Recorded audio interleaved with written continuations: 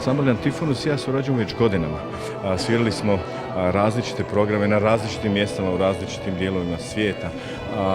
Meni kao sviraču uvijek je lijepo biti s pjevačima jer učim, uvijek se trudim pjevati, tako da je sa njima uvijek nešto novo i izazove.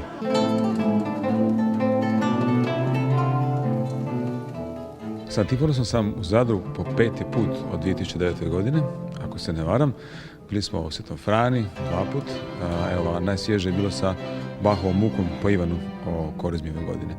Ovaj put smo program polubožićni prilagodili Zadru upravo na takav način da izvodimo nešto što je u tradiciji, Zadru tradiciji izvođenja glazbe, prvenstveno vokalne glazbe ovdje, dakle ima stvarno bisera literature od Monteverdija, od Baha, znači pravih onako tvrdolinijaških kompozicija za glasove i za instrumente, a između toga smo prosuli jedan lijep koloplet hrvatskih božićnih pjesama i to onih koje su manje poznate.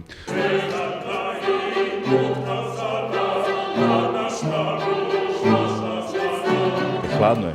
Hladno nam je svima, zima je, Božić je i crkva je predivna. Je li crkva? Mislim da je.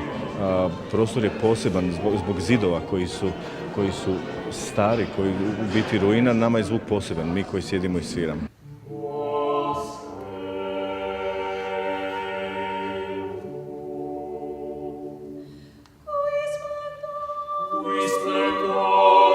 Uopće nije bilo dileme da ova akustika fenomenalna, ja sam prostor kao prostor za koncerte. Ovaj sam prostor vidio davno, već ima to, mislim, sigurno 7 godina, dok je još bio nekakav arhiv, ako se ne varam, nisam mogao unutra do kraja ući. I kad se to raskrčilo, kad sam pogledao to prije pola godine, apsolutno sam znao da je to što malo koji grad ima zapravo ovakav prostor, jedan koji ima sve one kvalitete crkve koje su potrebne za koncert i još na sve prednosti činjenica je to prostor koji se ne koristi više za sakralnu upotrebu.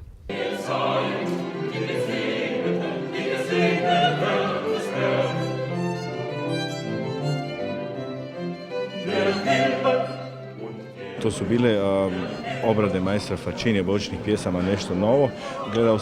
Gledao je da uzme pjesme iz različitih krajeva Hrvatske, ali su bili i kulturni šokovi, znači božićne pjesme naše, pa onda Bahova kantata, pa onda Vivaldijev koncert, pa Claudio Monteverdi.